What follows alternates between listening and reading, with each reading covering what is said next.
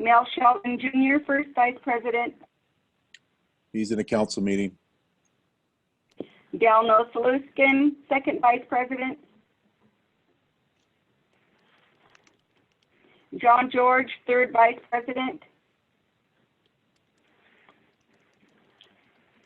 Jeannie Louie, secretary, here. Sharon Gowdy, treasurer. Here. Taylor Alvick, assistant secretary. Here. And with that, we do have a quorum with 4 members present. Oh, thank you, everyone. All right, Terry, I'll go ahead and turn it over to you. I'm operating with one device today, which makes it a little challenging for me to see the agenda. Go ahead. Okay. First, I wanted to start off with a couple of announcements before we go to Brian. The Veterans Memorial, the National Native American Veterans Memorial, that event has been postponed and they have not set a new date, but it will not take place on Veterans Day in November as planned. The Chehalis tribe is with their new distillery, they are now making hand sanitizer, and they would like to work with tribes, any tribes who want to access hand sanitizer. I believe they're working with you at cost, but we'll send that information out this week. And but if you're interested, let Chehalis know. And then today there'll be a call with the DNC and the Washington State Democrats, the Native American Caucus. And you're welcome to join that. We'll have the information either posted on the website or you can contact me for that information. But I believe you have to register for it prior, so you can't just jump on, you've got to register. So if you're interested, anyone interested in sitting on that call, just let me know. And with that, we will go, we have some additions today. Cleora Scott will follow Laura Platero. She'll take just a minute to talk, make an announcement. And then Kevin Ellis will be joining us after Fawn speaks. So we do have those additions. And with that, we'll go to Brian. Thanks for being with us this morning, Brian. Sure, Terry. Can you hear me okay? Yes. All right, great. Thanks. Well, hello, everybody. I think since the last call, the big news, if you will, is the House passed sort of a COVID-4 package called the HEROES Act that you've probably seen press reports on. It's a large $3 trillion package that includes money for a variety of things. Most of it seems to be, I've gone through most of the bill now. Most of it seems to be directed towards relief type activities and funds that provide, that are essentially kind of characterized as relief type accounts that had been appropriated in the CARES Act and the prior spending bills. So there's really very little infrastructure that I saw in there. There's some other non-infrastructure policy stuff, but just they kind of did divorce, it seems to me, the infrastructure components from this bill, which I think surprised me a little bit. But the bill, I think, is best characterized as sort of an opening point of discussion from the House side. It was, there were a number of members absent, and it ended up passing 208 to 199. Nearly all Republicans voted against it. I think the message from the Senate has been that they're not really in any hurry to begin negotiations. They would rather see how some of the money from the CARES Act works or doesn't work before having discussions in earnest. But the bill does have a number of provisions related to tribes. I think one of the biggest things is that it would provide additional money for the state, local, and tribal relief fund. And for Indian tribes specifically, it would provide an additional $20 billion. It would clarify that it only goes to federally recognized Indian tribes, not Alaska Native corporations, and would also make clear that the money could be used to offset lost revenues. and that the money, if it's unspent, doesn't have to be returned to the Treasury, that there's sort of a longer shelf life for the money. So, a lot of good things in there. Direction wise, what ends up happening, I think it's pretty certain that it's not going to pass in its current form. The Senate Republicans are saying June or July is when they expect to take up a fourth package in earnest. It was kind of interesting after the House passed the bill and the Senate Republicans were expressing skepticism about the effort and about the timing. President Trump had made some public statements that he thought that they may need to provide more money for state and local governments if they want to get some of their priorities like business tax cuts and so forth. So I think for practical purposes, I think the severity of the pandemic will probably drive the urgency here. Right now, I don't know if it's ended. It might still be going on. I was watching it before I dialed in here. The Senate Banking Committee is hearing from the Treasury Secretary, as well as the Chairman of the Federal Reserve about sort of the state of affairs with the relief efforts, specifically money. And you may have seen there was a Congressional Oversight Committee issued a report yesterday that mentioned that nearly $500 billion, or nearly 500 billion rather, not million, 500 billion of the money that was appropriated in the CARES Act to assist the mid-sized to larger publicly traded businesses was still sitting in Treasury. So I know that was some of the line of questioning today. So I guess the long and the short of it is, I think for practical purposes, the severity of how things are will dictate the speed at which there is a fourth package. I think most people seem to think that there will be a fourth package of some sort, but it's just too early to know how it looks. I guess the other developments separate from the HEROES Act, yesterday, Kevin and potentially others will talk about this later, but there was a call with Treasury that a number of tribal leaders participated in that was hosted by NFOA, where Treasury provided some additional information about the next CARES Act relief fund allocations to Indian tribes, which are going to be driven by employment as opposed to population, as was used in the first 60%. So I think others will talk about that, but Terry, that's pretty much what I've got. Do we have any questions for Brian?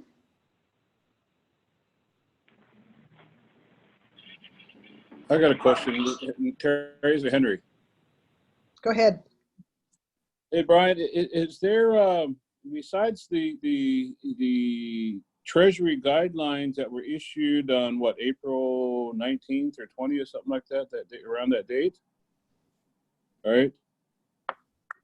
Mm-hmm. Has there been any other work done to kind of interpret, what the hell we could spend this money on, what we can and can't do with that? Because it seems like it's pretty broad, and then some of our people are taking it really restrictive. Has there been anybody back here looking at what we can and can't do with these Treasury dollars? Well, I guess there's good and bad news to that answer. I guess the good news is you're in the same boat as everybody else. I mean, it's really the guidance that came out in April and that FAQ document that has been updated. It's been updated, I think, at least once. That's really what we're going off of. And you're right, reasonable minds can differ on what this stuff means.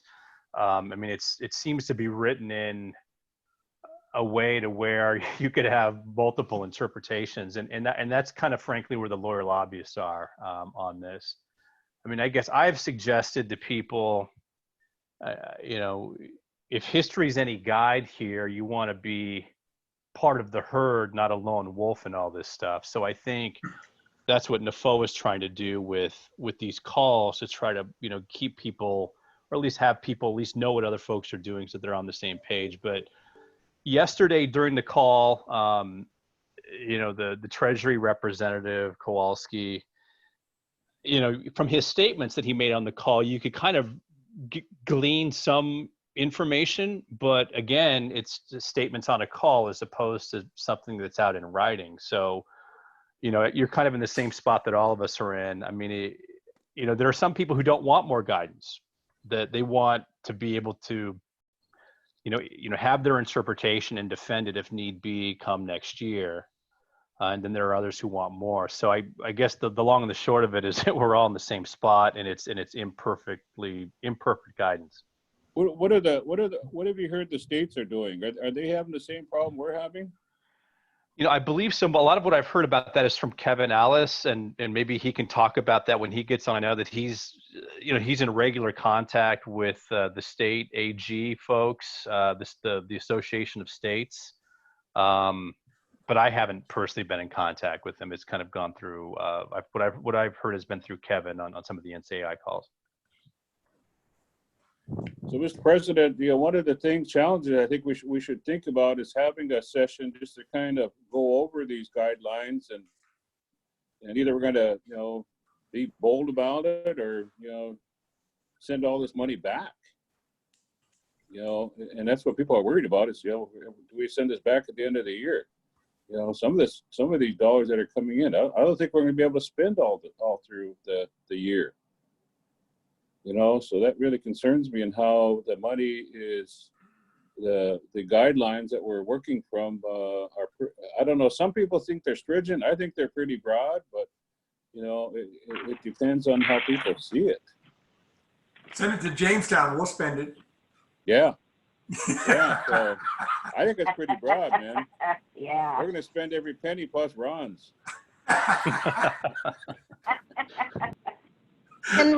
Henry, one suggestion that I've heard is that you be very specific about dates and when you're spending. So if the guidance changes, you can say, well, we spent this money on this date when the guidance said this. So Yeah. that was one suggestion I've heard. Yeah. My understanding is it's very broad, and because the states are allowed to certify how they use their money, we have the same authority. So quite frankly, it's just a matter of you documenting how you're using the money to cover primarily expenses that you're using your own money for, and to keep your operation up and running. So you have a lot of discretion in terms of how to use these monies. And we're a long ways away from having to send any money back that's not used, quite frankly. So I think you should not worry about it, but there's a number of recommended guidances out there in terms of advising tribal councils on how to use these monies. Who's got those guidance, Ron? I can send you a couple of documents. There's a couple of different firms, including attorney firms, who have sent out their recommendations. So I can send you what I've got from those outfits. Hey, Ron, Okay. can you maybe get that to Leonard to send out to everybody? Is that something you'd be willing to do? Oh yeah, definitely. I'll send it to him and to Terry. Yeah, because we're all in the same boat, like Henry's saying, right? Yeah, and thanks for asking all the questions on the Treasury call yesterday, Ron. Saved me a lot of time. You're welcome. So circling back to Brian, are you tracking the SBA PPP loan access? I've been getting lots of questions from the CDFIs who want to be able to access those, and I was told that yesterday was their deadline to apply, and that they wanted it. All those CDFIs, tribal CDFIs, are trying to get extensions to that application to those funds. Are you tracking it, or is it just Dante and Nafoa? I haven't been tracking it in a lot of detail. I mean, I know that Senator Cantwell's office was asking for some information about it about 10 days ago, noting that they had heard from a couple of tribal CDFIs about difficulties in the application process, Right. but have not, I haven't followed it in that level of detail. Okay. Yeah. Well, for those who have CDFIs, we have a number of them in the Northwest, and they want to be able to access them so they can serve their rural communities. So it's a big deal here. So some of us are going to I'll circle back to NAFOA as well, but I think this is in SBA's lap in terms of trying to expand or extend that deadline for their applications. Yeah, Ron, it's Leonard here. On that Paycheck Protection Program, we applied for our seafood enterprise, which is a chartered enterprise. And we got all the way through the bank, and then they said, well, we don't necessarily think your enterprise is separate from the tribe and therefore small enough to receive the money. And they never got any word back from SBA. So they ended up dragging their feet on it. So that's one thing that I think the smaller businesses that we have that should be eligible. We need to be on the lookout for making sure that SBA is responding to those banks when they're asking for guidance. Well, I'll certainly raise that issue with Dante. I wish he was on this call too. Terry, maybe next time. Yeah, no. Yeah, I'm taking notes. So I'll get a hold of him and see if he can join us next week. Yeah, he's tracking it, and primarily Leonard's example is some of the big problems we're having out there in terms of the banks who are willing to process those loan applications. What was funny is that the bank, our Port Madison Enterprises went through, which is our casino resort, for their smaller businesses, there wasn't any issue. So sometimes it just depends on the bank and how comfortable they are with the process. They were two separate banks, so it's obvious that some of them are getting it, some of them aren't. Yeah, exactly. Okay, any other questions for Brian? I have one. Brian, when are they going to take up their regular business again? Well, if you talk to some people, the Senate Republicans think that they're doing regular business right now. I mean, I guess they are. They're doing nominations. They've got they've got oversight hearings and legislative hearings, and are especially aggressive on nominations. But that's not necessarily anything of interest to Indian country in most cases. On the House side, you've probably seen that the Natural Resources Committee, they've held some sort of virtual town hall, sort of quasi hearing type of things that are posted on their website. They had one late last week on the HEROES Act. I mean, I know a lot of the staff are beginning, as things, there's sort of a tenor that while things aren't normal, that the initial sort of 20-hour day rush has sort of eased a bit, and some of the staff people I know are turning back to working on more routine legislative matters and things they're working on pre-COVID. I don't know. I mean, I think it feels weird not being in the halls though, and I think probably a lot of people feel that way. I don't know that anybody will really consider it back to normal until there's the social distancing doesn't need to happen as strenuously. All right, thank you. So, all right, go ahead, Ron, and then we'll finish up. I have one more question, Leonard.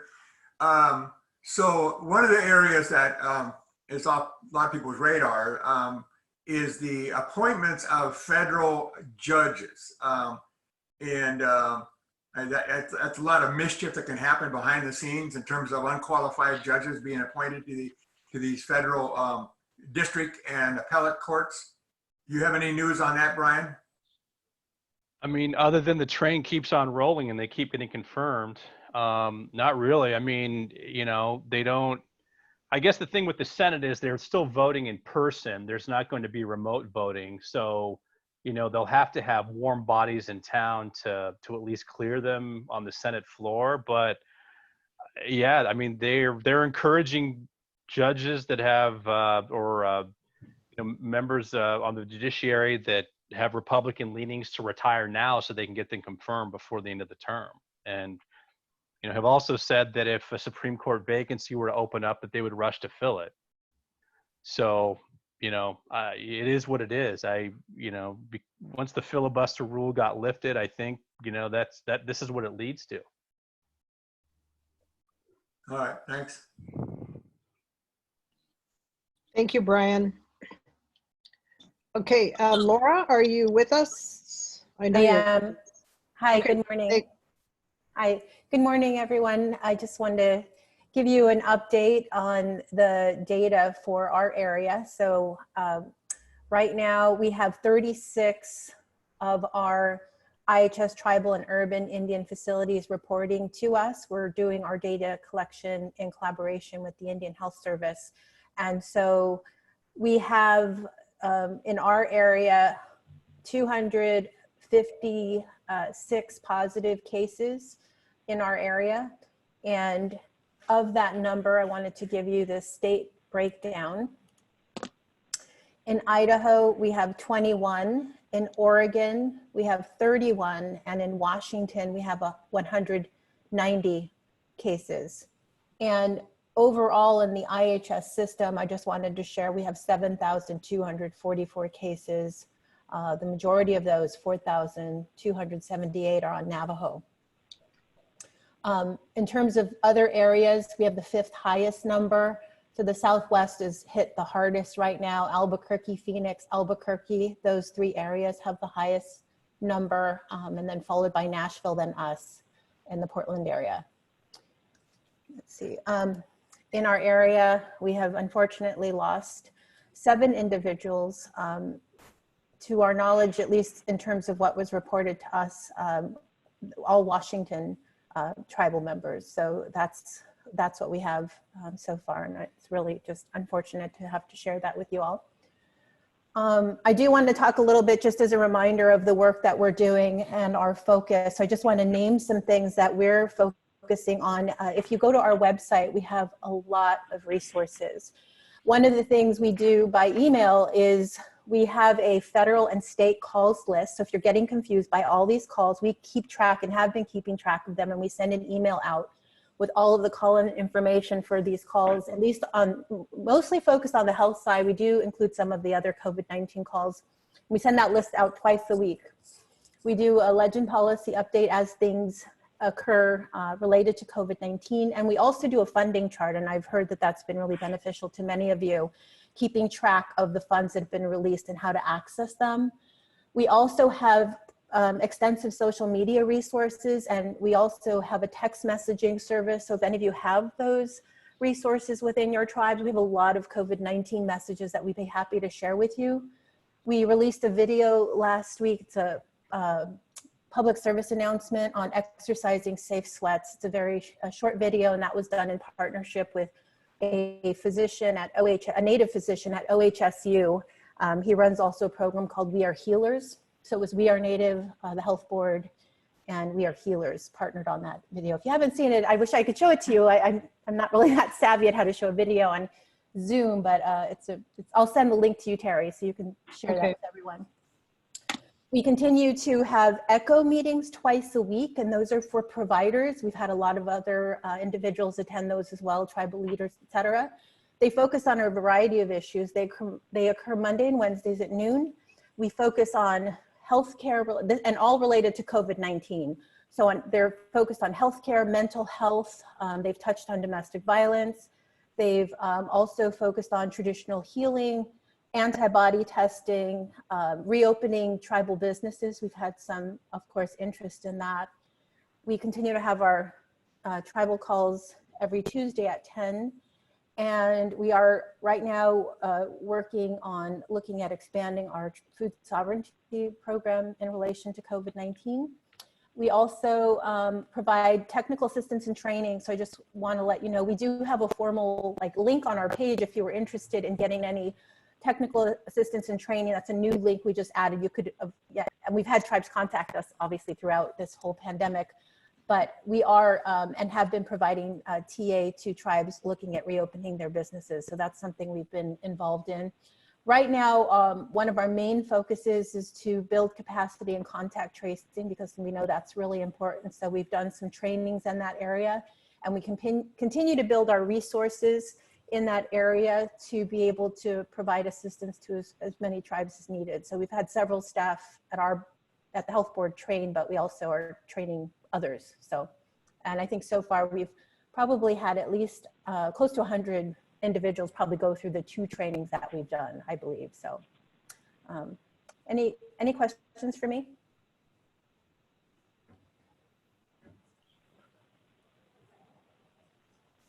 Any questions for Laura? Okay, thanks, Laura. Appreciate it. We'll look for that information from you. Now, Cleora. Jerry, wait. Yes. Sorry, Laura. So we got the upcoming budget, annual budget process, and you guys have put together our recommendations from the Northwest. So, and I apologize, I didn't look at it real closely, whether or not that we're inserting additional recommendations relative to the impact of the COVID-19 crisis for the next fiscal year to 2022, right? That we're, yes. Yeah. So, I mean, I'm expecting, all of us are expecting this to roll over into next year and the following year. This is going to take a long recovery and in preparation for any future virus type, COVID-19 virus type of crisis. So did we weave in our proposal, budget proposal, suggestions on that matter? We did do that sort of throughout and asking for flexibility and even the funding that we get. And so we did ask for more funding related to public health infrastructure, sort of in preparation, because our tribes have never been, funded to have like even public health accreditation. So we have asked for some additional funding in that area. And it's sort of across the program. I can't remember the exact language, and I apologize. I don't have that right in front of me right now, but I'd be happy to report more detail on the next call in terms of other things that we requested. I know, or I believe, and I don't know if Brian is still on, I believe the Senate HHS testimony for fiscal year 2022 is due May 22nd.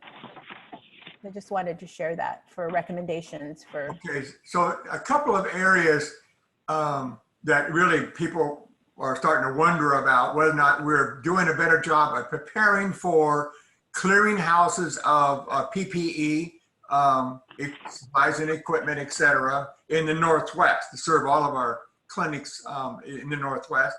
And then the other one is any kind of preparation tribes can do in terms of having quarantine capacities. So I'm hoping those 2 areas are in your mix of recommendations.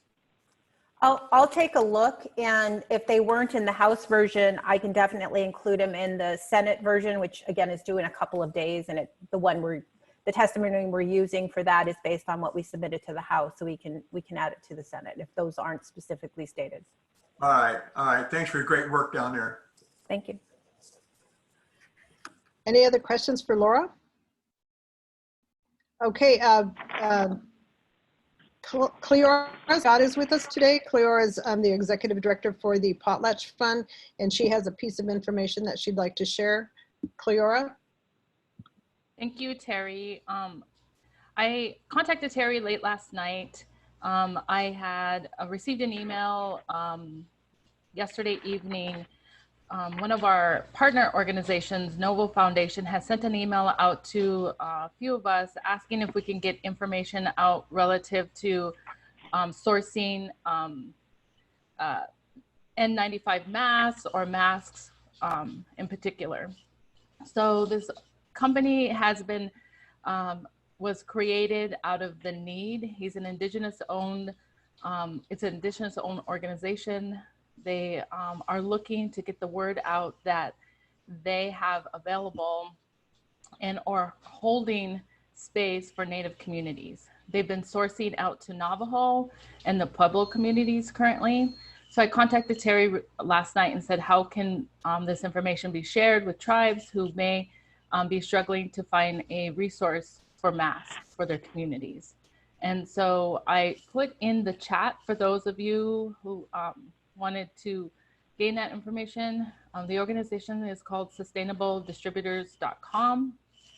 And I contacted him this morning.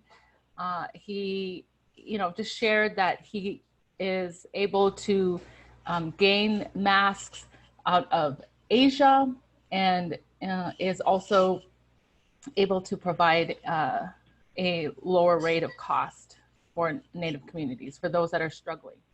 So again, I contacted Terry late last night when I got this information and said, how can I share this with tribes? And she was like, we have a Zoom call, can you jump on? So I'm just forwarding the information for people. Thank you. Thanks, Cleora. Any questions for Cleora? She put the information in the chat box. Also in the chat box is Amber has provided some information with regards to CDFIs and the PPP, and James has listed the Portland, the health boards, the link for their call at 10 this morning. Okay, so moving on, with us this morning is from the National Indian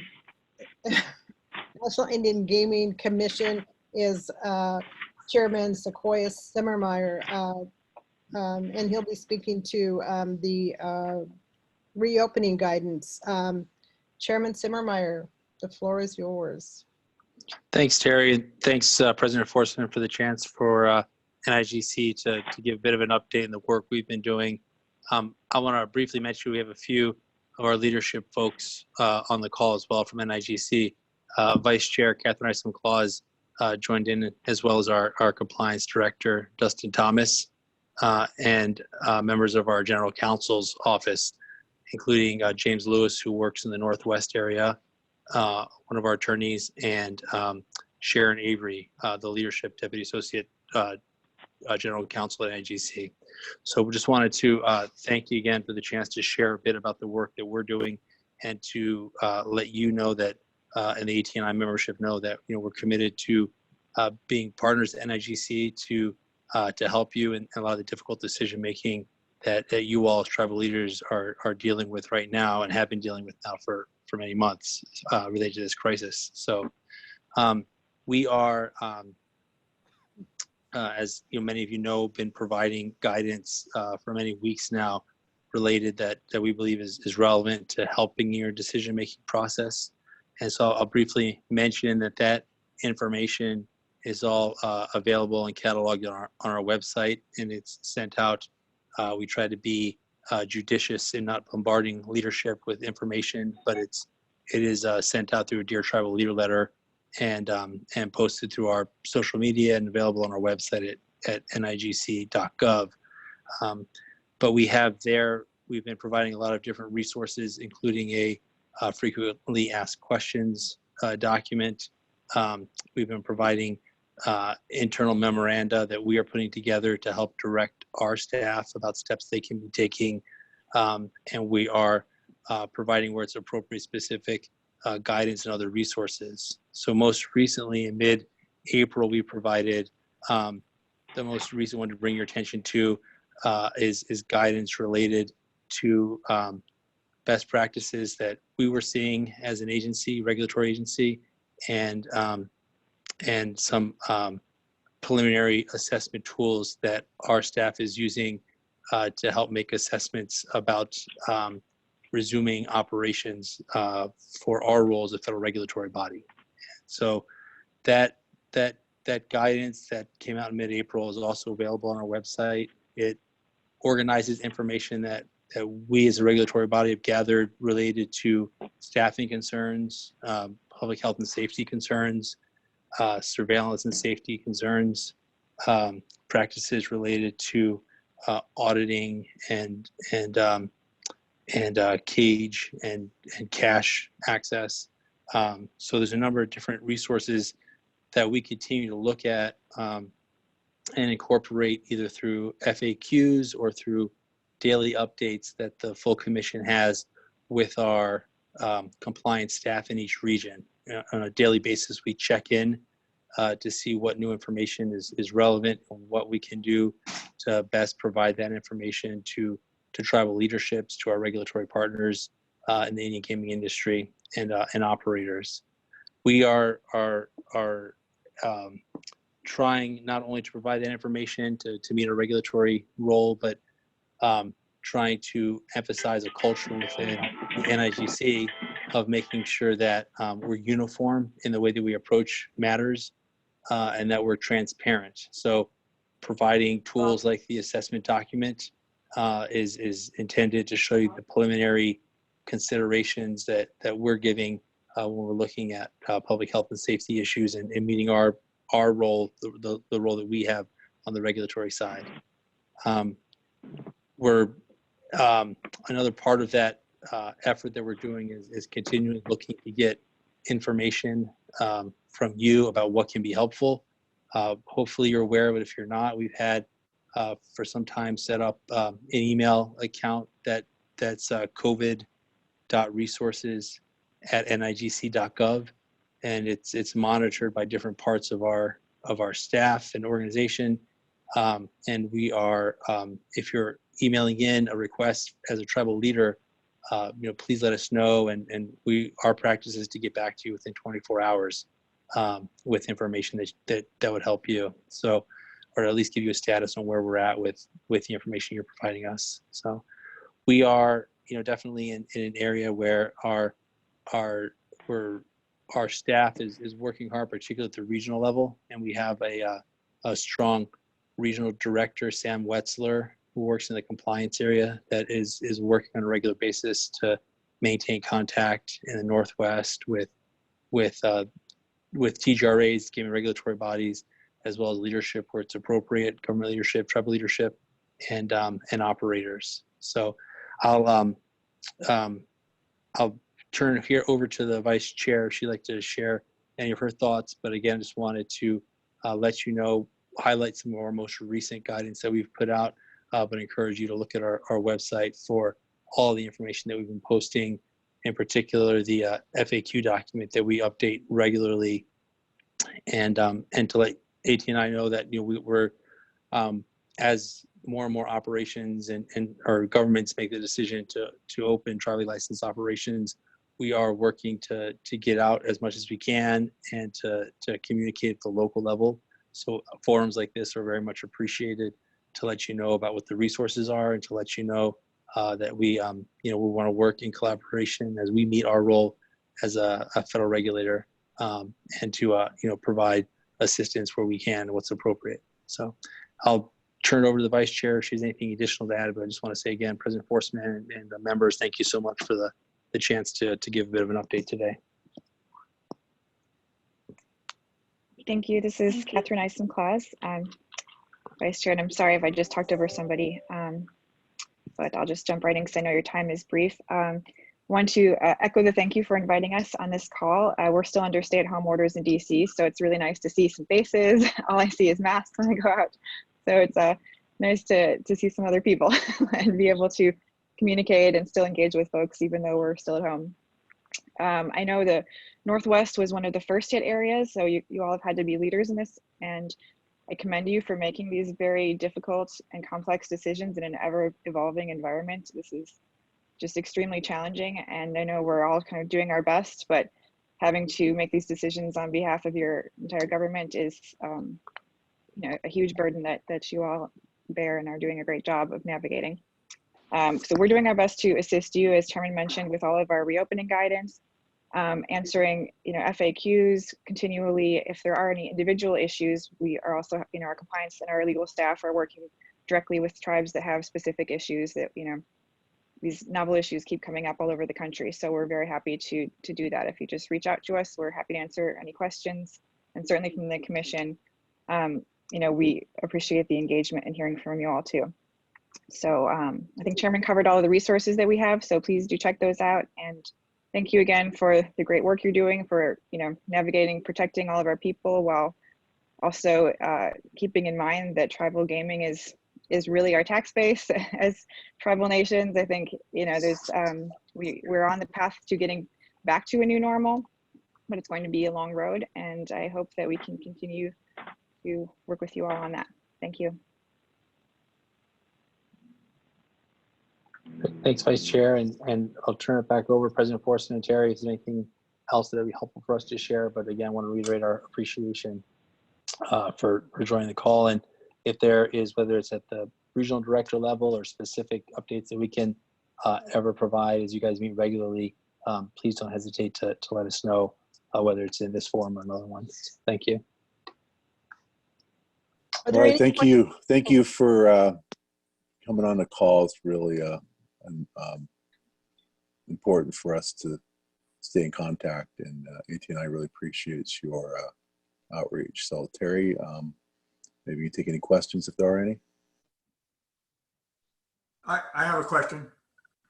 So Sequoia and Catherine, thanks for getting on our call here in the Northwest.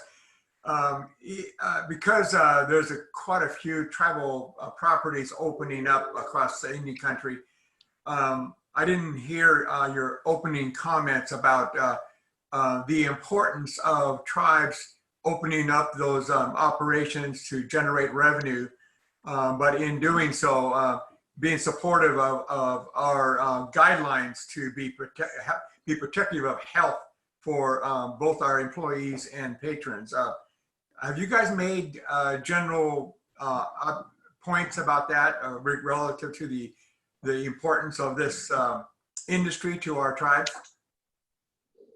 The importance of the economic impact of the shutdown? Yes. Yeah, Is that on your website? In terms of calculating it, we haven't done a specific calculation. I think in terms of calculating revenue that's lost, that's not, as we're entering into our budget process, our compliance and our regional staff are working to collect independent audits. And so as we look at our budget process, we'll have a better sense of that. But we have not been collecting or providing that information. No, my question is more in line with, because you're the national regulatory body, that you oversee the operations and understand the importance of it to the tribes' revenue base, that you are recognizing that we have to move forward carefully, but it's equally important for us for revenue generation, restoration of jobs, but while we're caring for the, I can't think of the right words here, but best practices for healthcare. And I just want to make sure that the commission is in sync with that general message that most of us are stating publicly. Yeah, I think we're aware. Vice Chair, you can weigh in if you have other thoughts, but I think, we've acknowledged the importance of Indian gaming, but we are in many ways, I apologize if I jumped off there, sorry. But I apologize if you, sorry, Ron, sorry, Chairman Allen. We're leaving it to, we're acknowledging that, but we're leaving it that it's an important decision, but leaving it to each tribe to decide for itself how to balance those different issues. Okay. And I can just add briefly to that too, that, as throughout this process, we've gotten questions from other federal agencies and other folks that we're fielding constantly. I think, we always emphasize that tribal government gaming revenue is what supports tribal governments. This isn't a business that we're talking about. This employs people. We know tribes are taking public health measures to protect people and patrons because, we require X, XYZ. So we do explain those things regularly. That tends to be kind of behind the scenes work, but we are involved in those conversations. I don't want to speak for Sequoia either, but I think we are in agreement that, we understand the importance of this industry, but we are very careful that we don't want to get out in front of any tribes. It's not our place to say what tribes, should do. We have our regulatory limits, and that's the most we weigh in on that point. Thank you, Catherine and Sequoia. Because you guys are based in DC, and the DC politics weighs into this conversation as quote unquote America is opening up, and you see a lot of our properties that attract a lot of people. And so key questions from key political leaders will probably across your guys' desk. I just want to make sure that the commission is in sync with the basic message that we're sending out there as we're trying to, many of us are trying to open up our properties. So thanks again. Yeah, and I just wanted to add to that there, you know, sometimes the comparison of what's open and what's not open gets in there. But as you have already stated, these are key to our government operations and our tribal sovereignty and everything. And so just like when we were with our governor here in Washington, he was asked about Boeing opening up, which opened up a while ago, the airplane company. And he said, I deemed them essential because I didn't want to move out of the state. And I was like, it was kind of interesting. His perspective was that, okay, everything else stays closed except things that are extremely valuable to, you know, our state economy. And it's the same kind of situation that we're in. Although we're in the entertainment, you know, gaming business, it's a little different, but still, I think that that's one of the arguments that we've been able to use effectively. And we're also like going way over the top on our safety precautions, more than retailers and other businesses have been open the whole time. And our local city mayor brought that up during a call on Monday when they found out, well, you guys are opening, you're leading the charge. And I go, wait a minute, we're not leading the charge here. You guys have, there's been some business open all time. I've never closed, including the Puget Sound Naval Shipyard. So I wanted to make sure that they knew that. So this is a heads up for everybody as you open. You know, there's some things you can say that are helpful. And I'm sure you guys have gotten some more questions, Catherine and Sequoia back there, where you have to be kind of strategic in how you respond. So thanks for your support back there. Yeah, that's one of the points that we want to make sure that it's clear that we're not the only ones opening up activities that gather a lot of people. So Leonard's point is well taken. And 2 days ago, or no, yesterday, I think it was, losing track of time. Rodney Butler made a point about tribes' debt load. So on the one hand, we're talking about revenue for tribes, and on the other hand, we're talking about creating, restoring jobs for our communities. But Rodney's point was, we all have enormous debt loads for our current properties, whether you're building something now or not. And his point was, he's got a $20 million a month bill that he can't pay. So it puts him in great jeopardy. So that's another key point relative to tribes trying to open up their properties to cover their debt loads as well as the other objectives. So, and you guys, and media will go to you guys. The mainstream media will call up the National Indian Gaming Commission. What's going on with the tribes? Yeah, absolutely. And we're trying to be very transparent and disciplined and, you know, working with our partners in the regulatory community to make sure that we're getting good information. We're prioritizing our role as a regulator to get good information out to the regulatory community that we see from our perspective as the federal regulatory body. But we are, you know, trying to be conscious and deliberate about that. Yeah, and thank you for, you know, making those points very clear. I, you know, completely agree that we need to be clear in explaining what the importance of tribal gaming is.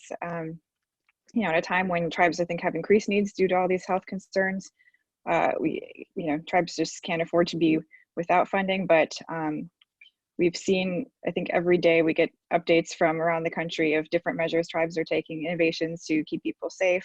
You know, whether it's temperature checks and plexiglass and widespread testing. And, you know, I'm not aware of any negative situations at this time. I think tribes have been doing an extremely good job of this. So it's been a very, you know, careful then measured reopening. Thank you, Sequoia. Thank you, Catherine, for being with us today. Are there any other questions? We probably should keep moving here. It's almost 10 o'clock. Right. Okay. Thank you, Terry. I'll just say we're going to sign off, at least on my part. So thank you very much. Okay. I appreciate it. Thank you. Next up is the census. With us today is Elena Kapoman, Shana Radford, and Donna Bach. Shana, you want to proceed? Yeah, I actually need to hop. We are providing updates to the health board as well. So I'm gonna hand it over to Elena to do the presentation. Okay, thank you. All right, thank you. Good morning, everyone. So I'm Elena morning. Kapuman, Tribal Partnership Specialist. I'm based in Washington. Shayna works in Oregon and Idaho, and hopefully we have Donna Bach on the call. She is the Tribal Partnership Specialist from Alaska. Yes, Elena, I'm on the call. Oh, great, thanks. And I think Jessica has joined us as well. She's our supervisor based in LA. So next slide, please. I don't know if I can make it go. Thank you. So these are the current response rates for reservation lands. Not going to really go into that too much, other than you can see that the internet response is really high compared to the phone or the paper response. You can find this information on our website. There's a link for the response rate map. And one thing I wanted to point out is a lot of the tribes that have the lower response rates, they are update leave tribes. So for example, the Quinault Indian Nation, they just started receiving their update leave invitations last Wednesday. Chehalis started receiving theirs last Friday. Spokane yesterday is when they started to go out. And then Kalispell has given permission for update leave to start May 28th. And we're working with the other 3 tribes in Washington state to schedule theirs. We're obviously going to honor the way that they are choosing to protect their communities with COVID-19, and going to wait for their guidance on how we can get these invitation packets out to their citizens on reservation. I wanted to highlight that some of the outreach that the tribes are doing is they're utilizing their electronic billboards, like at their casinos. So Puyallup tribe put up a digital sign on that big billboard on I-5. So that's really great. Yakima did that at their gas station. Cowlitz tribe is buying a bunch of billboards on I-5. So in Shayna's tribe, she has some examples to share of the outreach that the Nez Perce tribe, they gave out, I believe, gift bags that had some essential items for the home and in census bags. And let's see, Donna, did you want to talk about Alaska? I know that it's really staggered and challenging for our update leave communities in Alaska, because our just remote geography is sort of stressed by the staffing efforts out of the Anchorage Census Office. And so it's going sort of in different waves in different update leave communities.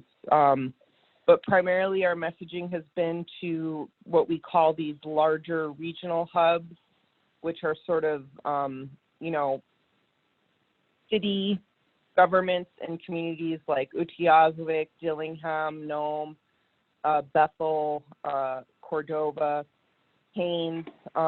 We're basically explaining to city officials in those locales to wait and then to engage their census, their local complete count committee census efforts when we know that the household invitations have been delivered.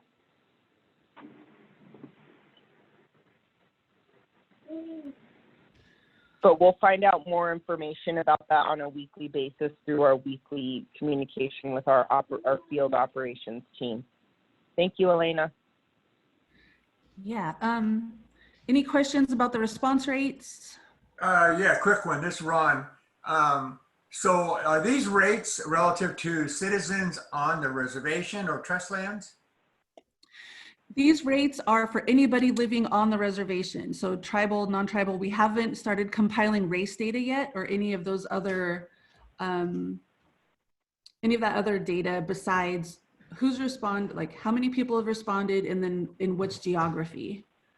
So we're not gonna have those details until next year, probably. Oh, I see.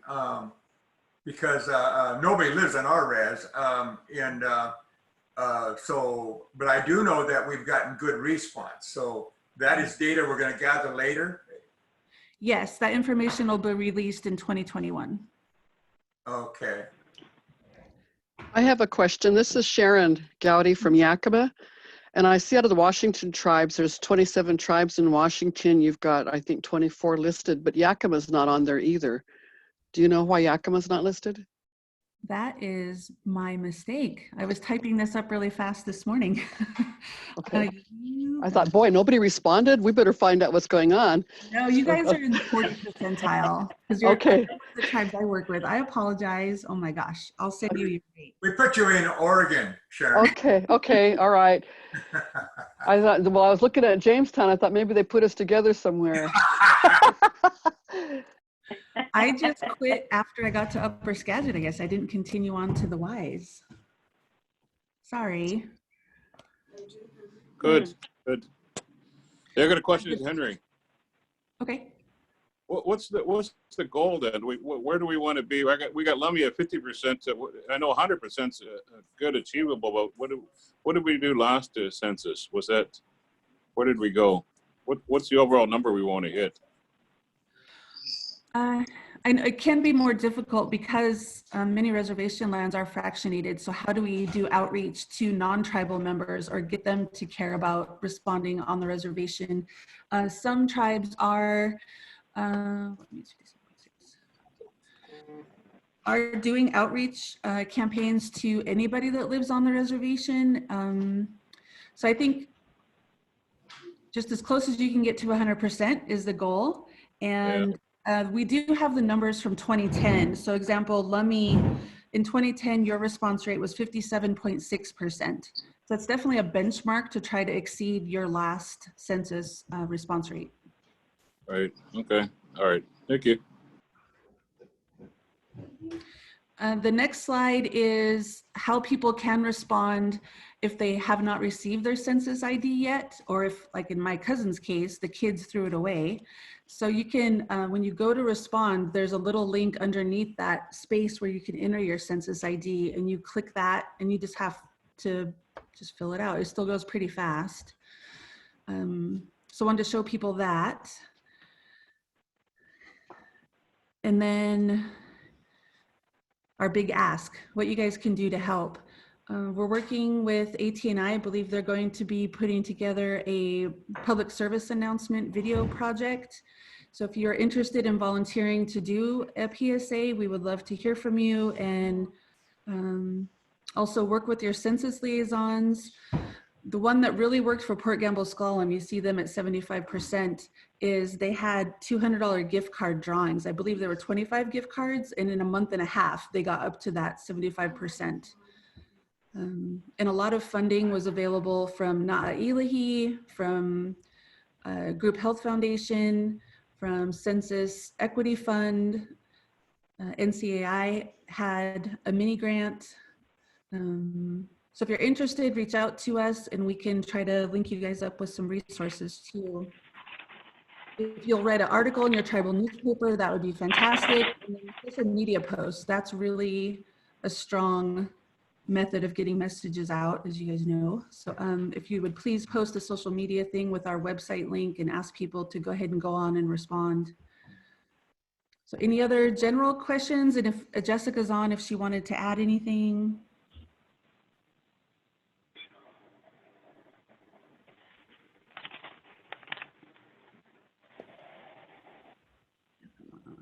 Okay.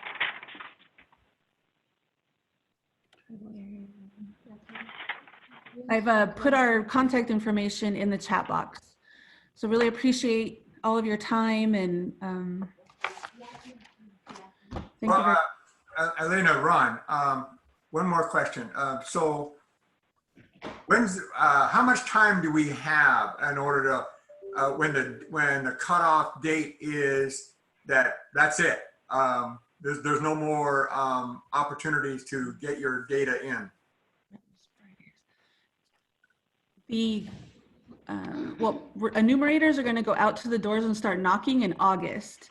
So if you don't want census workers coming out or being out there for that long, We want to get a higher percentage of self-response. Okay. It ends in October now. We're asking for 4 months extension. So yeah, the operations will end in October of 2020. Okay, is that, Terry, is that schedule on our website so people are aware of the timing and the urgency of trying to get our numbers up? We send out a weekly update to the liaisons and any contacts we have. I'd be happy to add anybody to our updates, and it is on the 2020 census.gov website. Great. Mm-hmm. Maybe ATNI can share it on their website too, huh, James? Terry, you're on mute. Pardon me. Yeah, we'll get it up on our website. It's just changed so over time, so we'll get it up though. Okay, I'll send it to him. Okay, great. Okay, if there's no other questions, we'll move on in the agenda. Next up with us from the Quinault Nation, speaking to NCAI is NCAI President Fawn Sharp. Good morning, Fawn. Good morning. Good morning, everyone. Thank you so much for the invite. I was looking at my calendar earlier this week, and you know, we had the convention scheduled for ATNI, and when I was talking to Terry earlier, I thought, you know, some of the best times I ever recall as a tribal leader have been at these ATNI sessions. We always go in, come out, energized, re-energized, and so I'm just so grateful that while we can't get together for our spring convention, we're all healthy and able to connect virtually. So thank you for the invite. I do have Kevin Ellis is on the phone with me, and so we're going to tag team this, recognizing we do have a shorter amount of time here, and we want to be respectful of everyone's time, but get as much information out to you as possible. So as you know, for coming up on 10 weeks, we've been working day and night very aggressively at the Congress to contend with the pandemic.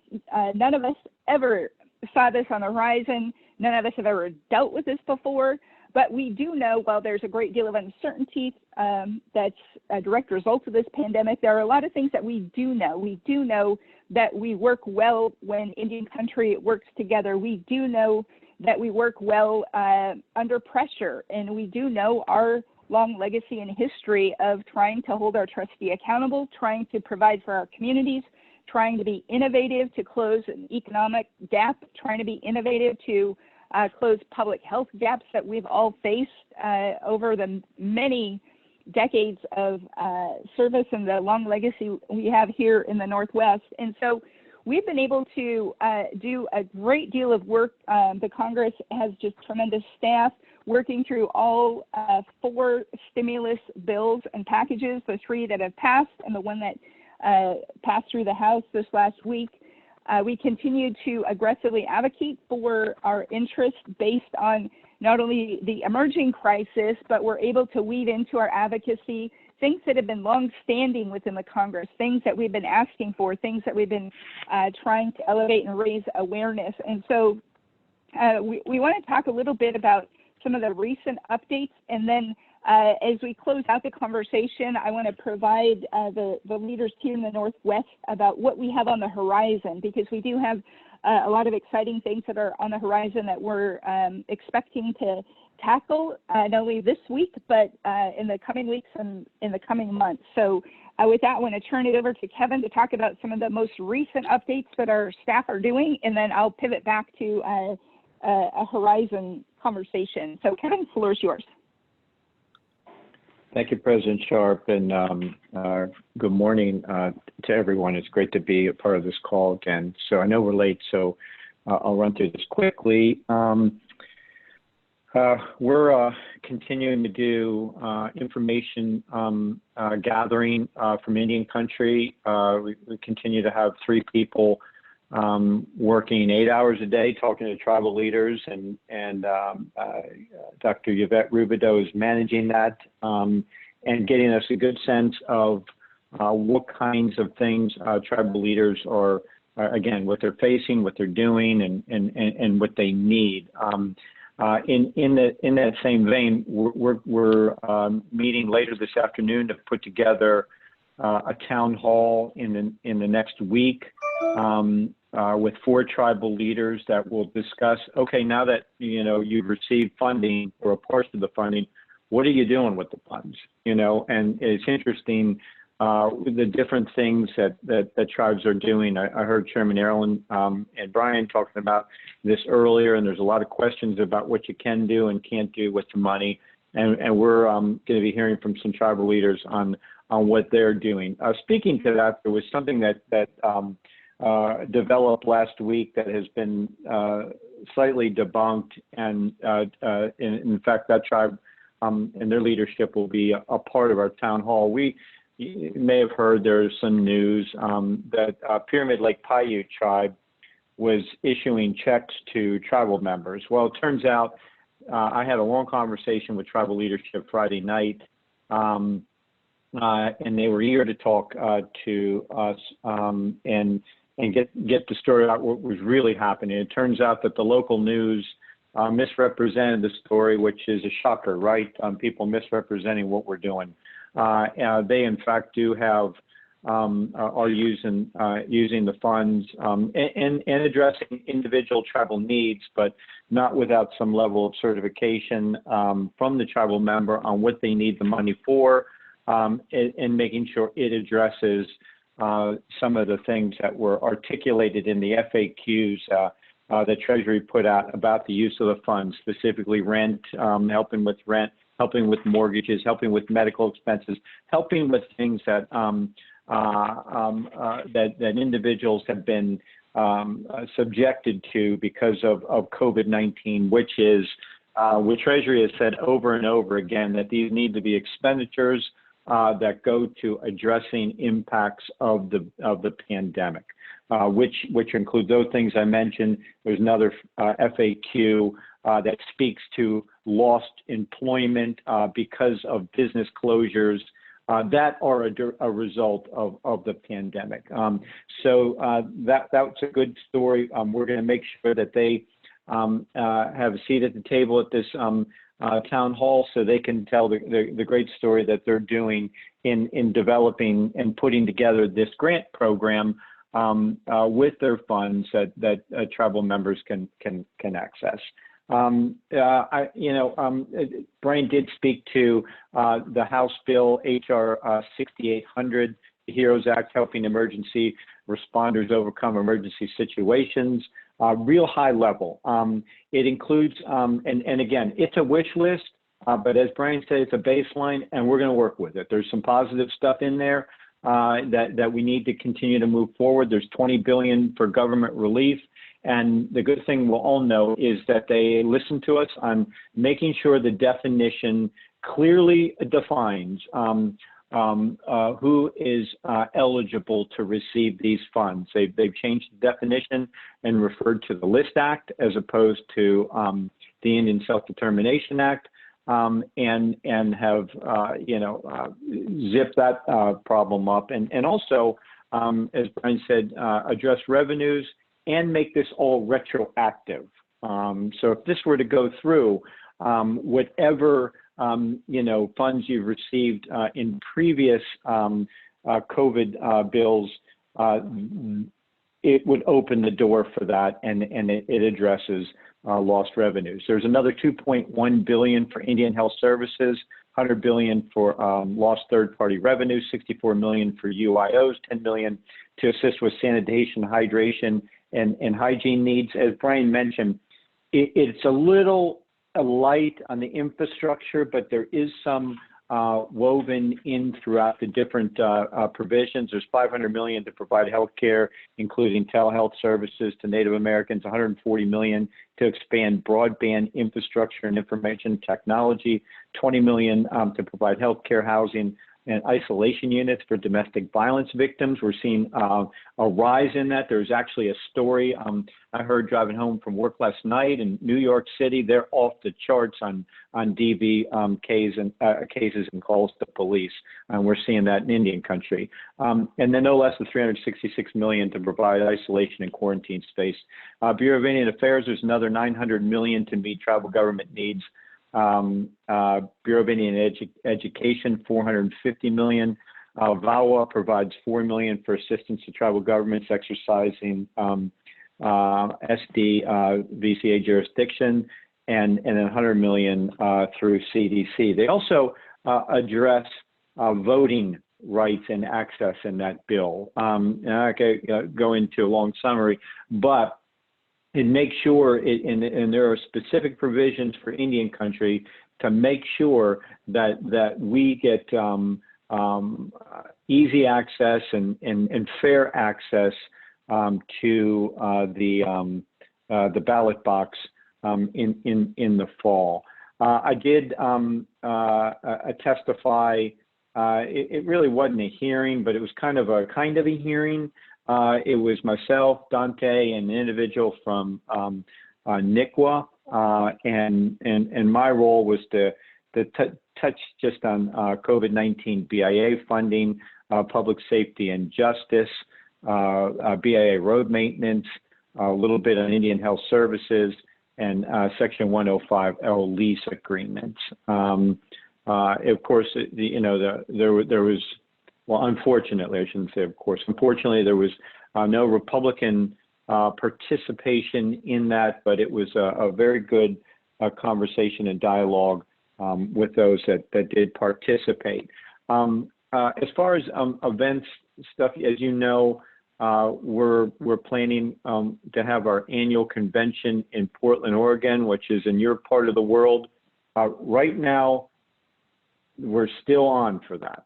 Okay, and I had a conversation with Terry Parr yesterday, and President Sharp and I on the board have been in regular discussions. We're monitoring the situation very closely. We are working diligently and have identified virtual platforms and are vetting out the financial agreements and logistics of all that. It will look like, what platforms would work the best if we can't have it. But we're definitely going to be having something in November. If everything works out, a surprise, you just have to say that, right? We would be there in person, but I don't think we know that the likelihood of that is challenging, but we are working extremely hard to have an event in the fall that will be at least virtual, that will at least focus on the Congress, making sure the Congress can convene all the subcommittees, all the committees, all the task force, all the caucus meetings. We're working through that, and we feel confident that we're going to have a really cool system that then would continue to roll over in the subsequent years with live events, in-person events that will always have this virtual component that will let tribal leaders that either have scheduling conflicts or financial conflicts or time conflicts still be able to participate in the Congress, which we think is going to be exciting.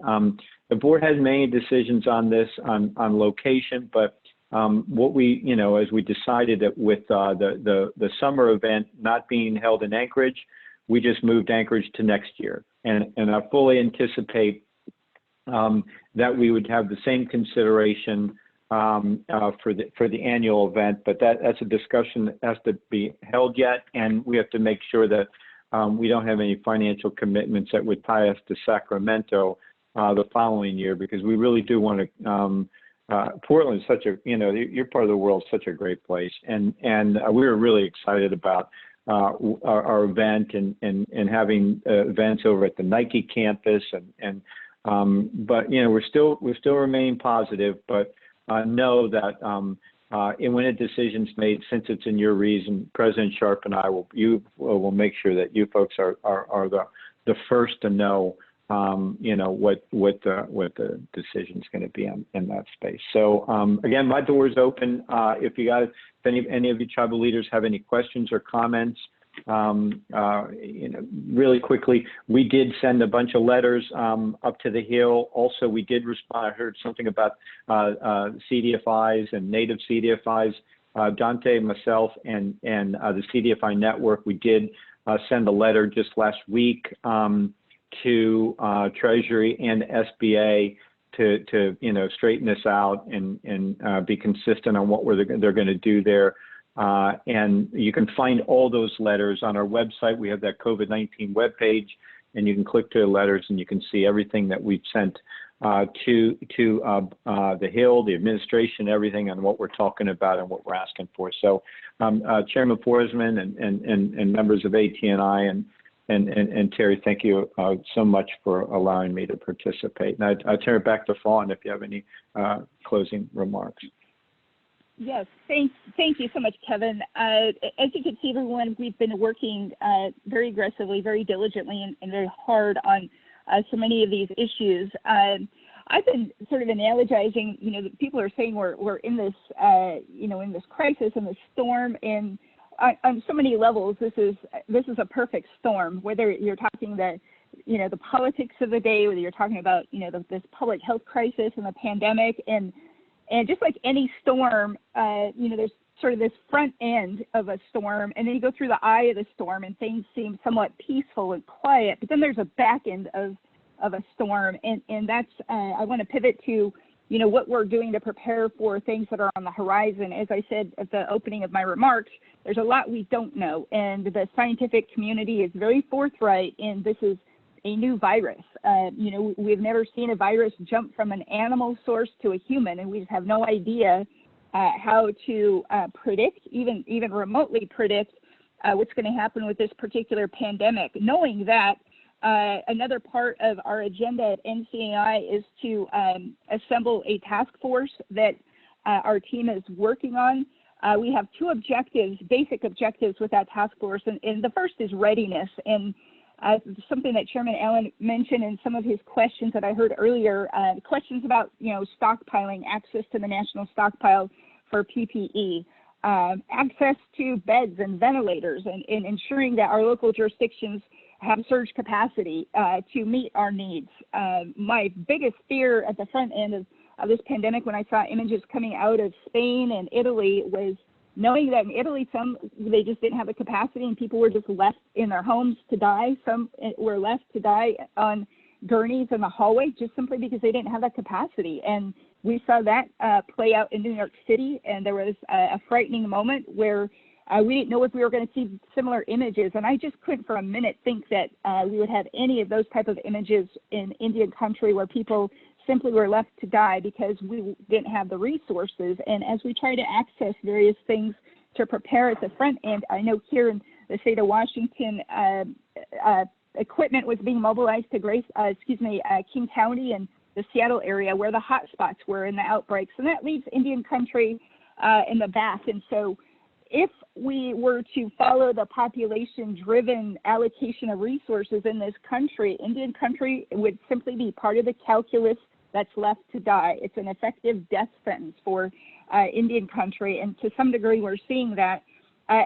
We're optimistic and hopeful. As Kevin mentioned, you heard some of the comments in the House bill that passed, opportunities for access to quarantine and isolation centers. But the reality is that's, our wish list. We don't know how that's going to pan out in the Senate.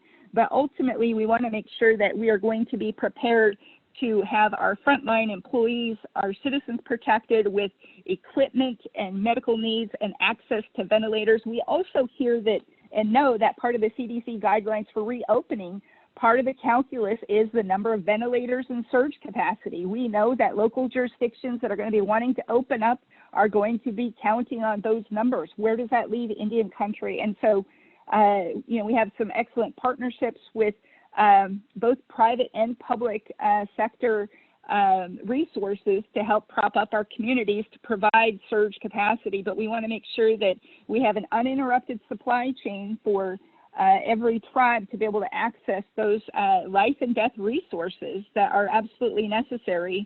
Another part of that strategy is food security, and I was really happy to hear Laura highlight and prioritize food sovereignty. That's another thing you may have seen in recent stories, entire meat departments that are bare, Costco limiting purchases of meat supplies to 1 or 2 packages, 3 packages. What happens when a major part of our food source flies off the shelves like toilet paper? Where does that leave our communities? And so we know that there's a long history of tribal nations. I had a call with Chairman Fraser they're in the Great Plains, and their head of cattle dropped from 1,000 a head down to 700. And so there's some intertribal trade opportunities that we're considering. The goal is to, see if we can establish a food supply chain for Indian country to protect our communities, drawing on the economy and the commerce that we have had long before there were states and long before the United States. So those are some exciting things to bring into play, food sovereignty and food security, because we have a lot of foods all across the country that are key to our diet and key to helping solve the public health crisis. And the second and final thing I just want to leave on is the second part of our goal is to emerge out of this stronger. We know that we've had many proposals on the table in front of Congress, in front of administrations around things like taxation. And this pandemic has revealed to the entire world just how very vulnerable tribal nations are because we don't have revenues, because our trustee is not fully funding us in their trust responsibility. They've long chronically underfunded us. That has put us in this position of being incredibly vulnerable. And so we think now is the time to seize on that narrative, seize on those stories, and continue to press Congress on the dual taxation issues, on tax parity, on building our economy around trade, commerce, international trade. And so those are some things that Henry, as a co-chair of our tax task force, and Fatima, our staff, are wanting to do to position us well going into 2021, being able to negotiate our issues from a position of strength with real data and with real ideas that are going to make a difference to prepare our communities. Because as I said, we're in a perfect storm. We've gone through the front end. We're going into sort of the eye of the storm here, but there's a back end, and this isn't just the first storm. I believe that we are going to face, our new normal is facing these types of storms, and behind this one, there could be another one, and we just want to make sure that Indian country is prepared, that the statutes and the trust responsibility that Congress is adopting in response to this pandemic is providing us access to the National Strategic Plan, is funding FEMA to the level that can implement the Stafford Act. So when we want to declare a national state of emergency, not only do we have that policy authority, but we have the resources behind Congress to implement and financially not only prepare our communities, but recover from these massive events, because it's not just a pandemic, but we are all facing storms that are going to intensify through time. And aside from the task force, one other point, insurance, I just want to briefly touch on insurance coverage. Many of you have probably filed insurance claims for business interruption on your casinos. I know the industry was out front preemptively sending out letters to small businesses that COVID is not a covered harm or covered business interruption policy. 6 states have included physical damage in their proclamations. A handful of other states have adopted legislation to compel the insurance companies to pay for COVID-related business interruption coverage. And there have been a couple of cases over the last 2 weeks. One emerged out of Pennsylvania where a judge ruled that, well, there's no physical damage to buildings as a direct result of COVID. A customer or a patron can be asymptomatic, carrying COVID, but not showing symptoms. They could enter the business, contact surfaces, and leave the virus with the potential to infect others. On that basis, a COVID business interruption claim insurance was upheld. In other parts of the country, they are analogizing this COVID to other natural disasters like hurricanes, where by government order, businesses were closed in order to evacuate. And while the hurricane didn't physically cause damage to the business, by virtue of being closed because of the government order and shutdown, they were forced to close their business, and they sustained business interruption. And insurance coverage was required under those circumstances. So if you've not filed a claim yet for business interruption insurance coverage, I would encourage everyone to do so. And we've raised this issue in the state of Washington with Governor Inslee to see if we can get a legislative response. But there's a lot of damage to our business and our economies, and we need to not only hold the United States accountable to their trust responsibility, but every pot and source of money that is due to tribal nations, whether private or public sector, we are aggressively seeking relief in those areas. So with that, Terry, President Borsman, that's our report, and we're prepared to answer any questions. Thank you. Siokwe.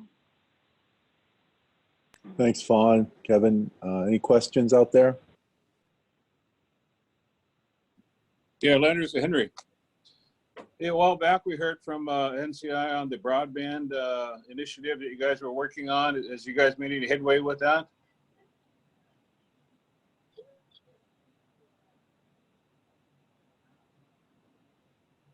Henry, are you talking about? Yeah. So I think we had. so Henry, what's the heck's his name? Who was talking to us last week, Leonard? It was Jeff Blackwell. Jeff Blackwell, yeah, he made the announcement here that they were working on an initiative for broadband, and they were trying to move some things through the hill, I guess, through Deb Holland. Yeah.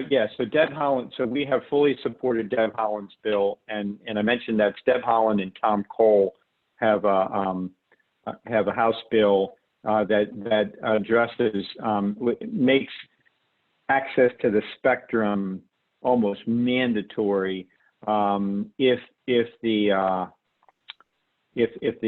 whoever the owner isn't using it, also use it or lose it, and it increases the ability for tribes to access the spectrum as a result of this pandemic. So we've supported that, and that, I'm pretty sure that's what Jeff has been speaking about. We also are working with Senator Heinrich's office right now on, we have sent a letter to Chairman Pai to extend the priority window that's currently in play right now.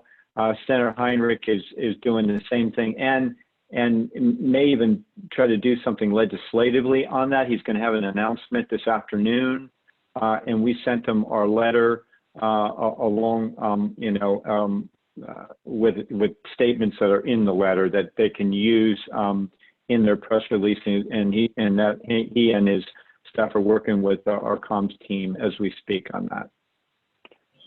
So I know that Kilmer, Delbeni, and Denny Heck, they all signed on. We still need Larson from our area as well to sign on that bill.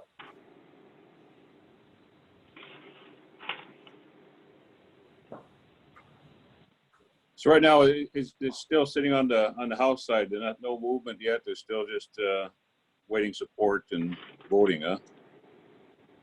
Yeah, that's right. And there's supposed to be some movement on the Senate side. As soon as we know more about that, we'll talk about it. Yeah. So, Fawn, this is Bill Isle. Has there been discussion about the statutory limit on the current tranche of funding that ends the end of the year? We have the 60% distribution, and we're waiting on the 40%. And we know the 40% is going to be short by some amount from due to the ANC's issue, and that litigation may not even be resolved by the end of summer. I don't know when that might become available, but the statutory limit on all of those dollars is the end of the year. And in reading the current proposed legislation, the language is available until spent. If we could modify the prior legislation with some kind of amendment to add that same language to the CARES Act funds, I assume that would be a significant lift. I know that we've discussed it with the BIA and with Treasury, and they both respond that it is a statutory limit. Has there been any further discussion on that? Yes, absolutely. There's yes, a discussion of both not only the time limits, but certainly the scope of the CARES Act. Kevin, did you want to say something there? Was that you? Yes. Go ahead. Yes, it's a great question. So in the HEROES Act, it addresses that, okay? And it mentions that if you can't spend the money, you know, it stays where it is and it's not going to be lost. We just had a call with Schumer's office yesterday, and this was one of the discussions that, you know, the later this money gets pushed out, the more concern there is on timing of spending it.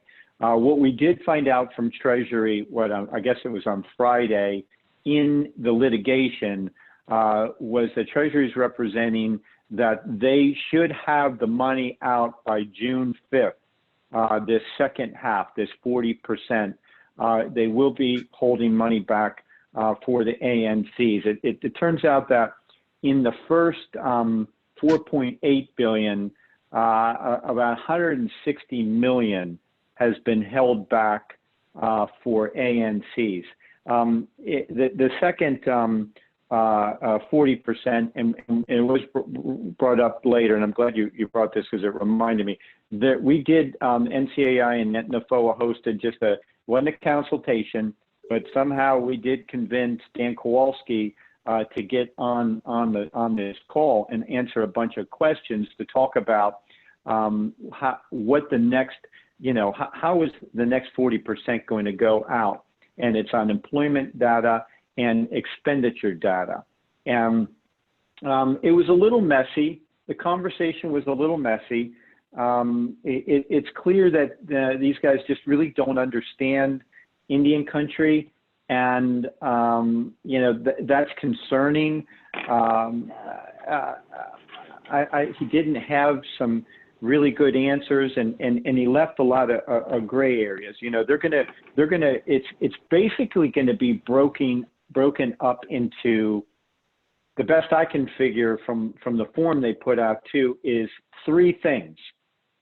Employment's going to be broken out into 2 things, tribal government employees and tribal entity employees, which signals to me, right, that they're going to weigh those differently.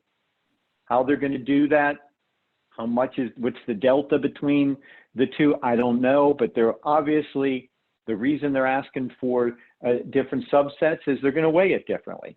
And then in the expenditure data, he made it very clear that this was an expenditure data and you know, business operation expenses that go into, I guess, make the cost of, you know, the goods sold, you know, whatever, if you were making some machinery, you know, buying the metals and putting the metals together to make the machinery, it's not that kind of stuff. It's from the best I got from it, and Chairman Allen was on there too, and I tried to ask some questions about this. It was the expenditures that tribal governments have that are increased as a result of the pandemic. Now, that can take many forms, right? And then what role does the business play? You know, and is it, you know, it's just there. It's clear to me that this is clear as mud to them, and they don't really understand the dynamics of revenue generation for tribal governments fully, or they're just refusing to acknowledge it, which could be the latter of those. And I was asking questions because there's been a lot of angst about ANC participation and them taking maybe a bigger piece of the second tranche. But the way it was explained, and I tried to draw this out, was that, you know, if you're a for-profit business, okay, and again, you know, he kept using they used the term for-profit. In tribal businesses, yes, they're for profit, but the profits are really the revenue, you know, it's like the tax base that a state and local government has. So it's kind of really not a profit, but it is a, you know, if it's a tribally owned business. But for-profit businesses, it's a different analysis, okay, which suggests to me that they're going to weigh that smaller, okay? Now, it cuts a couple different ways. With the ANCs, they're all for-profit businesses for the most part, okay?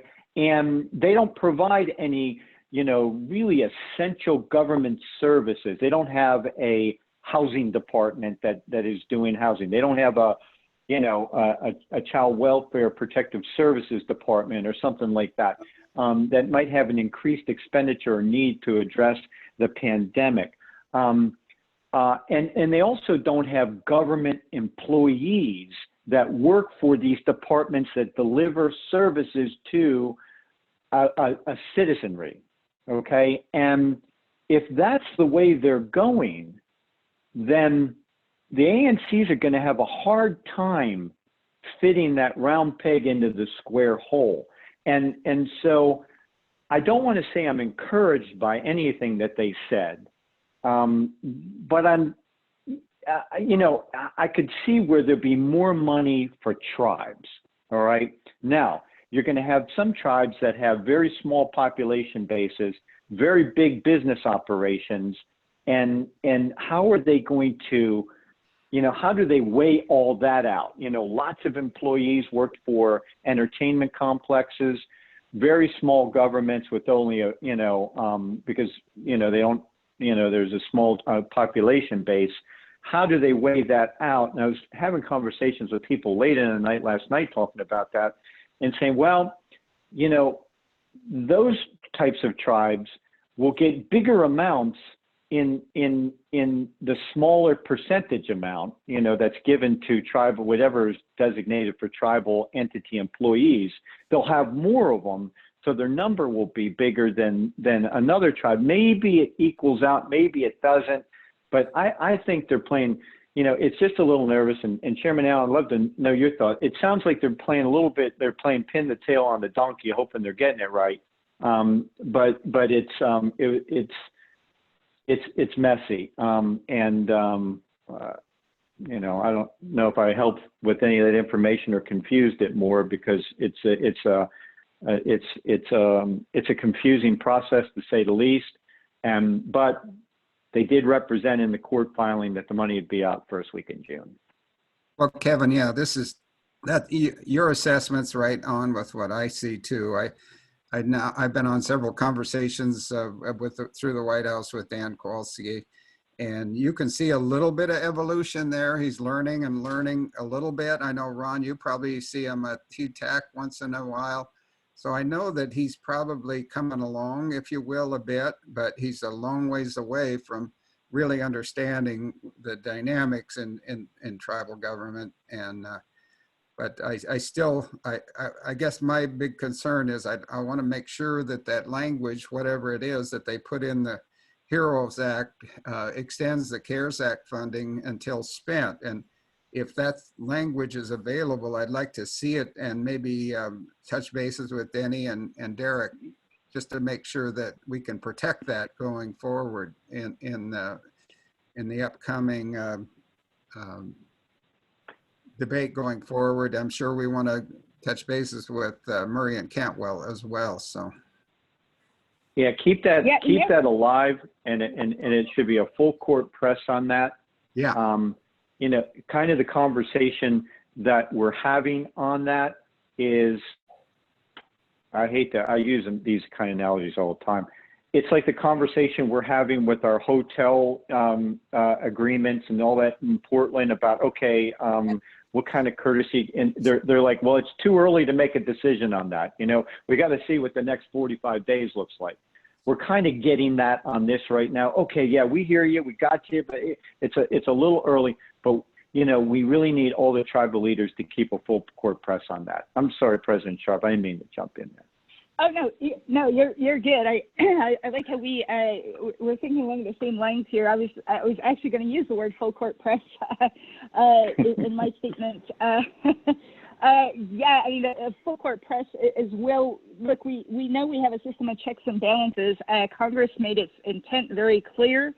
The administration is thwarting that, so that the third branch of government to bring in checks and balances is the judiciary. And we have another clue. There was a case filed after the Chehalis case, Agua Caliente. It was a mandamus action, and while the court ruled denied mandamus, the judge did provide an indication that because this is an emergency circumstance, they should take no longer than 2 months. And so I think, you know, there's that sort of judicial perspective on timing and a sense of urgency. And we just don't know coming out of the trial court if these cases are going to be appealed or where it might go. But that's just another level of dimension and perspective on another branch of government applying pressure to the administration to, in quick order, get precious dollars out to Indian country. Well, the only thing I would add to the conversation is they're going to make a decision. We're not clear if they're going to make a distinction between tribal employees and our governmental employees. They did make a comment that said that the business employees are clearly their benchmark on the economic impact to the tribes. So whether they put a different kind of weight on that factor or not will be a big issue. I think that the question of the day will be when they open the portal here in a few days is how they'll accept the various data that the tribes are going to submit on tribal budget, governmental budget expenditures. And all I was doing was making sure that what is allowable. And contract support is one of them that's allowable. Any of our programs, economic development, planning, all that stuff, anything that's under your tribal, your governmental budget is allowable. And most probably don't have their audits done. So the prep documents for it will probably be used by most. So so we just don't know the weight. They're going to make their call. I agree with Kevin's point. They'll make their call and we'll see what the outcome is. And we'll also see how much they're holding back for ANCs. They claim not much, but we don't know what not much means. So when the dust settles of the 8 billion, we'll be able to figure out how much is going on, how much is going out there. Well, Ron, the other thing that they mentioned on the call yesterday, I was on there, I couldn't get in. I had my hand raised the whole session, but somehow you got in. But anyway, I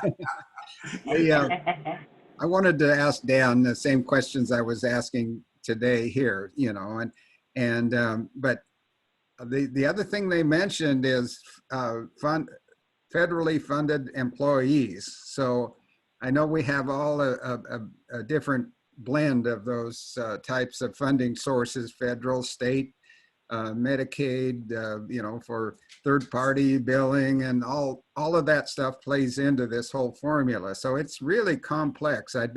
You know, they're just going to take a wag at it, I think, when they get to that point. They're not going to have much of a precise approach just because of their timing, I think. And even that is, it's going to be disparate, I think, for some tribes, like it has been on the population thing. And so there was quite a bit of discussion around the block grant formula funding, the HUD numbers and such. And some tribes had 0, and you know, that's not. You know, there's got to, I know there's some resolution coming forward on some of those numbers, but I haven't heard if they're going to ask for our certified enrollment this time. I don't think they are. I think they're falling back to the HUD. They didn't want to trust the tribes. All right. Well, I think that there's as usual, uncertainty in the air. And one thing too, as we've said early on, is I don't think Treasury wanted this in the first place, and they seem to act like that. You know, it was foisted upon them by our supporters in Congress. So I think it's important to remember that as we move forward, because Treasury likes to wrap themselves in the flag of everything they're doing for Indian country, when we know the internal part of this was not so easy. But we do appreciate them, you know, making their effort. Interior has been involved, but I think it's important to remember where this came from. But I appreciate everybody staying engaged in trying to make it fair, because there is some things that are just unfair going on. And so we do know to make sure that we try to treat everybody gets treated somewhat fairly. I was a little concerned. I don't want to drag it on too much longer, but just about the 51% owned corporations seems a little, it seems a little troubling to me. I don't know if that's still in there or not, but Kevin, did you see that part? Is that still going to be part of this? Yeah, at this point it is. Yes. Yeah, because some of those I understand are legit, but some are just corporations that were purchased and are mostly non-Indians that are employed there, and that it really is a small, it's a number of some of the. I know that some of the 8A things are a little, this doesn't seem to meet the spirit of it. But if it's a tribe that's doing a tribal council that's doing it, not a big of an issue. But if it's a corporation, it starts to rub me the wrong way. But that's okay. I think we'll just have to wait and see what happens. Okay. Anything else for NCAI? I got to jump off. I'm on another Zoom call. Yeah, I know while people we're got speaking. 11 o'clock calls Yeah. coming up. So doesn't look like Thank we have you, anything Chairman. else. Thank you, Kevin, for all your work. Really appreciate Yes. it. And I'd like to thank you for being so attentive to ATNI. It really makes a big difference to us out here in the Northwest to have NCAI so engaged, and Fawn for being on the call too. We really appreciate our partnership. Yes, absolutely. Thank you all. All right. Thank you. All right. Thanks, Leonard.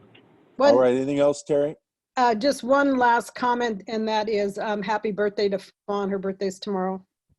Woohoo! Whoa! Happy birthday, Fawn. Happy birthday. Let's go celebrate. Okay. Who's open? We're gonna go ahead and end the call, Terry, unless you have to think of anything else. Nope, that's it. Just the board members, you might be getting an email here just regarding native vote, because I have a call at 2. We might have a question or two for the board. So be on the lookout for some email regarding our native vote efforts. And everybody get out there and push the census as well. And not only do the census, but make sure everybody registers to vote and gets involved, because we do have an election, very important one. So with that, we are adjourned.